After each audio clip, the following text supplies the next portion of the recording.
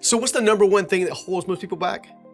Well, as you probably guessed, one of the biggest questions we get from the tribe and from the audience and from the JP Nation is, how do I make my financial life better? Well, in this video, we're gonna jump into 4 ways to make that a reality for you. So it's important to realize that my financial way of viewing finances in general, are a little bit different than a lot of people's. In that, mine comes from my personal experience. And I made it a point very early on to only teach people things that actually work for me. In early days, back in roughly 20 years ago, when I was trying to get my life together, I found myself, you guys know about the homeless story, but you also don't know that I had to rent a room in my own mobile home from my little brother. Talk about humbling. My credit score was completely jacked up. I think my beacon score was like in the 500s, which is crazy, right? I had like $70,000, $80,000 in debt. I had no job, or no real job to help me actually dig out of that. So what did I do, right? How did I actually go from there to getting to a place where I am able to steward a certain level of wealth and help a lot of people? Well, that's what I want to help you understand today, because I personally believe that anyone who follows these 4 steps and is consistent with it will actually be able to jump in and transform their own financial life and finally start getting some traction. So you can actually build the future you want and maybe not the reality that you have. All right, so let's jump in. Number 1 is customize a plan. You've got to create a plan, right? It's no secret that I came up in the home building business as a whole. I grew up carrying studs as an 11-year-old kid and started framing and doing some other things in the construction industry, okay? What that taught me was the importance of a plan. And what I mean by that is you cannot build a home without a set of blueprints. Well, you can't build a financial life without a set of blueprints. You have to know key things, key measurables, and key areas that you have to kind of think through in order to actually shape a financial plan before you can do anything with it. All right. So if I don't have the blueprints to begin with, I'm never going to be able to construct something that's going to matter. All right. So when I'm talking about a plan, I really have 3 areas I want to focus on, and I want to pull a paper and a pen out. Okay. And I want to spend time really going through these areas, really taking the time to dream, really taking the time to think what I want life to actually be like. Okay. Because this is very important. First thing I did was I took the time to create a 1-year plan. A 1-year plan. I wanted to basically take where I was in that moment and decide where I wanted to be a year from that moment. Now, when you're in such a financial turmoil like I was early on with the high debt and the no job and all that kind of stuff, you're not going to be able to really plan to go make $100 million. Not saying it's not a reality down the road, but you're not going to be able to get there right away. Okay, so the important thing is to make sure you're taking the time to do that. So my 1-year plan in that moment, for example, was to just find stable employment. Okay, I knew that stable employment wasn't necessarily going to get me out of debt, but what it was going to do was to give me a little win to create some momentum. Okay, I then wanted to make sure that I took the time to actually have a little bit of a side project, side job, if you will, to earn a little extra capital, or capital in the business terms, but cash in more our everyday terms. I wanted to make sure I had that in order to start chunking away and throwing it at the debt. Now, unlike most people, one of the ways in which I look at that was I signed my name on the dotted line to get that debt, right? These credit cards and these things that most of us get and we're foolish with when we're 18, 19, 20, 21 years old. I mean, almost all of us get that wrong, right? But not all of us take personal responsibility for that. It was important for me specifically to make sure that I took personal responsibility and I began to chip away at that debt, right? So I wanted to make sure in year 1, I wanted to at least begin the process of chipping away at the debt. I knew I wasn't going to be able to pay back $70,000 a year because in that particular time, right, my income at best was going to be $24,000, right? So when you look at that, that's going to take me at least 3 years. But I at least wanted to get started, okay? So that's kind of like year 1, kind of what I did there. The next one is gonna be the 5-year plan, okay? 5-year plan might be more along the lines of, hey, look, I'm gonna get a job to get me going, to create some momentum. I'm gonna start chipping away at the debt. But as I'm going from year 1 to year 5, I might be looking for a passion-driven marketplace that I can serve in. Like I might be looking for a job, an opportunity, or something along those lines that I can actually begin to build an actual career from. A lot of times when you go to build a career, a lot of times the salary and the resources that you need to do that with, that you need to change your financial picture come with that. okay? So it's important you understand the difference there. All right, once I actually had the career, my other goal that I wanted to have in that particular moment was to get completely out of debt, all right? Why? Because with no debt, I was able to take the money that I was making and reinvest it in areas that actually made me money rather than take my money, right? It's a spirit of compound interest, if you will. There's a reason a bank's building is bigger than what you're living in today, right? They figured out the power of compound interest. What most people don't tell you is the power of compound interest can also work for you by taking the same cash that you would normally give to a monthly payment with the interest with it and setting it aside and putting it in places where it can work for you. You know, mutual funds, some people like real estate, right? There are different passive streams of income that you can create from this, right? Now again, I couldn't do that in year 1. I had to focus on year 5. Now, I was able to get myself out of debt with solid commitment in 4 years, which means I was a little ahead of schedule, okay? My next 20-year goal, which is the next area, right, requires a ton of dreaming. It requires a ton of optimism, right? It requires a ton of removing your limiting beliefs, removing the things that you think might be standing in your way, right? That's the moment when I wrote myself a $100,000 check and hung it on my refrigerator. Why? Because I felt like if I could reach the point where I was making $100,000 a year, which was my goal then, that I would have the resources I need to change my life. Okay? You can do the same thing. Now, it took me 8 years to cash that check, but I was able to cash that check. Sometimes you need a little incentive that you keep in front of you to make that dream a reality. But if you don't take the time today to dream about what the 20-year vision might be, then 20 years from now, you'll have never achieved the vision that could have been in the first place. So this is where the power of a notepad and a pen can really come down there, okay? My 20-year vision was more like this. I wanted to start, own, and operate multiple companies. Check. I wanted to build great teams along the way and take the same principles that I used to get myself out of debt, get myself in a better financial picture, and be able to teach that to my kids and teach that to my team, things of that nature, okay? I wanted to make sure that I had enough passive streams of income coming in from a variety of different locations. So in the event that we have a problem or a challenge come through like COVID or like an economy crash or anything of that nature, that I was actually able to utilize that because I had more streams of income coming in. I wasn't anchored in one place. Because if you only have one source of income, when calamity strikes, you're likely set up to have some pretty significant struggles, okay? And that's what I mean by the 20-year vision, okay? So again, 1-year vision is nothing more than where I want to be a year from now, and it could include getting out of debt, getting at least a decent job to build up some momentum and things of that nature. Your 5-year vision could be a whole lot more about developing a career you love, serving in the place you love, and making a reasonable salary to help you expedite the process of getting out of debt, buying a new home, things of that nature. Your 20-year commitment should be focused more on your legacy, right? In that 20-year window, what is that picture going to look like for you? Where are you going to be able to travel to, right? What does your family look like? Right? What are some of the things that you would like to own from a property perspective to at least have some incentive to chase your dream a little, okay? So that's step 1. Step 2, once you have the blueprints, like I mentioned earlier with the whole building side, once you actually have the blueprint, what good is a blueprint unless someone actually begins to build, okay?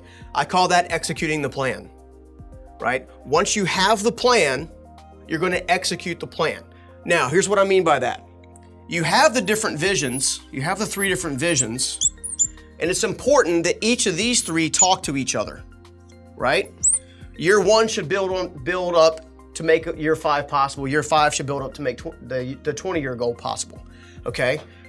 But we're gonna put all of our emphasis based on where we're at today. So when I say execute a plan, you're gonna execute the plan in action first on year 1 first, and you're gonna go at it like gangbusters for the first year, right? Most people aren't willing to sacrifice 3 to 5 years to set up a 40-year legacy. I'm currently getting income in now for work I did 20 years ago, and you can too, okay? So these are some key points. All right, we're talking about things in the plan like savings. How much money can you save on a regular basis, right? And you want to begin to do that even if you don't have a lot of money. If you can learn to save $5, $10, $15, whatever that is, it builds the muscle memory that allows you to begin to have the practice, right? Because practice makes improvement. It allows you to do that in such a way that allows you to build up over time that muscle memory to make saving an easy thing for you to do when you actually have the character to steward wealth. Okay? Now, spending. Spending gets most of us in trouble. The biggest problem I see with most of us, and I made this mistake too, so I'm not out to throw stones at all, is we start having wins, we start making money, and we immediately assume that our life has changed and we're ready to go, and we start spending the vast majority of it, the bulk of it. Don't do that. Don't make that same mistake I made. It'll set you back 3 or 4 years. Instead, as part of your plan, okay, decide how much of your income on a percentage basis, whether it be weekly check, monthly check, however you get paid, you are going to spend on yourself, and then don't go over it, right? And with a plan, you're gonna have, this is how much money I'm putting away, this is how much money I'm gonna spend, right? Because there is a little bit of something called reward, right? If you're not able to, like for example, for the first year that I was trying to figure this out, where I came from, I couldn't afford to go out to the movies, right? So I began to reward myself over time with being able to take myself to the movies. Simple reward, but it has to do with spending, okay? Investing, okay? A lot of times your investing bucket is probably gonna come in the 5-year range before you can start investing in other things. The other thing you wanna do when you start looking at that, when you start executing that plan, is you wanna take the time to make sure that in that plan, you are investing an appropriate amount and you are doing your diligence to the best you can to make sure that that investment is gonna return an ROI, okay? A lot of us get excited about the new hot thing, the new wild thing, and we wanna invest in it in some capacity. I like to give a year before I'll jump into things, right? It's precisely the reason why I never jumped into Bitcoin, right? Because I never could see where that was actually gonna be a real ROI rather than my real estate ventures, okay? My business ventures. All of those produce a much better ROI for me, okay? But that's an example of investing. And again, when you're executing your plan, you wanna remove the debt. You know, some people will teach you principles like use other people's money, money's cheap, interest rates are low, all this kind of garbage.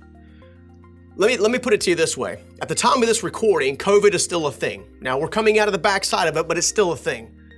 You may find it interesting to know that there's some influencers in the marketplace that said, hey, debt, go get some debt. It's cool, don't worry about it, we'll make payments, okay?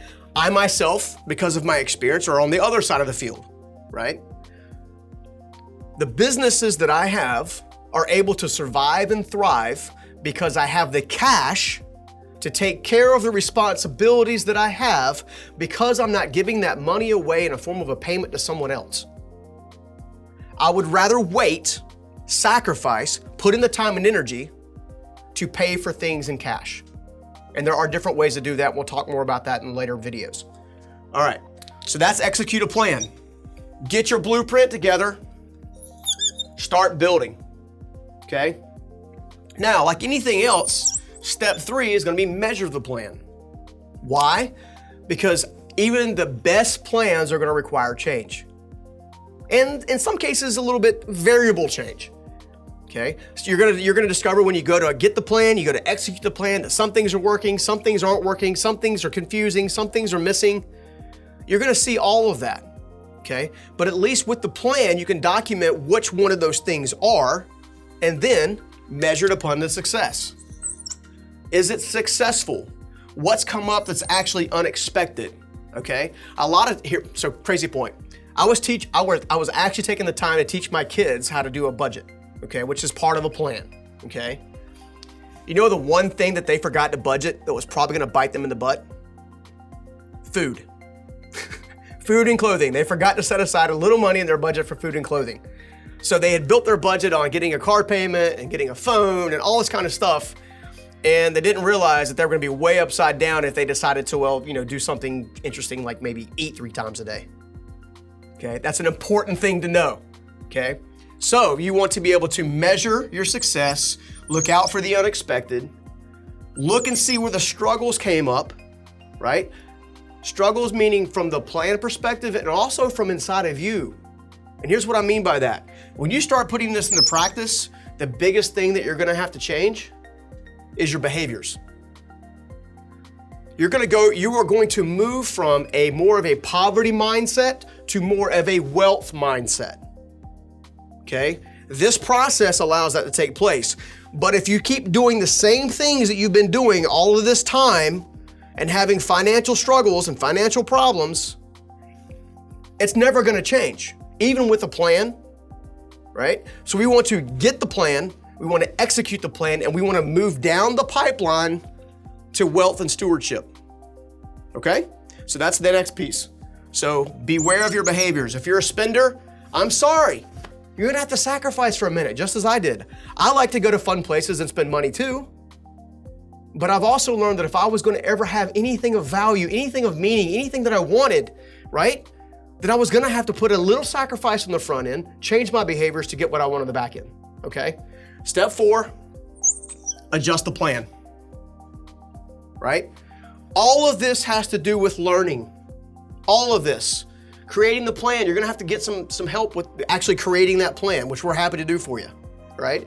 We're gonna help you, in many cases, begin to walk out that plan, be here to coach you through, right? We got a lot of folks that we connect with on Instagram, for example, that will send us different questions and answers and stuff like that, which even now I'm still personally answering, my team and myself are personally answering those comments, okay? To help this process, right? Once you have the plan, you're executing the plan, we're happy to come alongside of you to help you measure the plan. Okay. The next piece is you got to adjust it, right? What did you learn in this bucket? What did you learn through the process? What do you need to change? What do you need to amplify? What do you need to clarify? Who needs to come alongside of you? These are powerful questions when it comes down to changing your financial well-being. Okay. So we're going to adjust the plan to increase success, remove the unexpected, overcome the struggles, and most of all, the most important of all, change our behaviors. Change the way you look at money, and the way you get money will also change. Change the way you look at money, and the way you get it will also change. Do you see money as a way to spend, or do you see it as a tool to build? You can probably guess which one my favorite one is.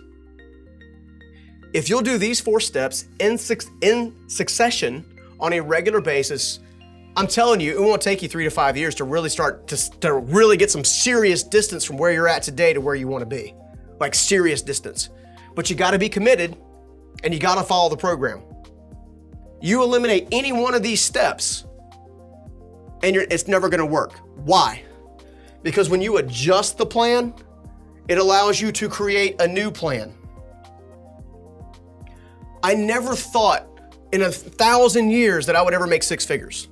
And then I never thought after I made 6 figures that I would ever be able to make 7 figures and then 8 figures and on the verge of 9 figures. Character is built along the way that makes that a possibility. If I had the same behaviors from over here in my poverty self, there is no way I would have ever gotten to those other places. It never would have happened. But hopefully this video will help you begin to change how you look at money so you can change how you obtain the money and whether or not you use it to spend or build. Why? Because you're amazing. There's stuff hidden inside of you that you haven't discovered yet. And you need those resources in order to build that reality so you can do hopefully what I'm trying to do today, which is come out and help some other people. All right, I hope you enjoyed that. Use those 4 principles, make it a reality, make it work, and we'll see you in the next video. Hey, it's Connor with the Journey Principles. If you enjoyed that lesson about financial wellness, I highly recommend you grab our free ebook linked in the description of this video. Also, do us a favor and like, comment, and subscribe, and we'll see you in the next video.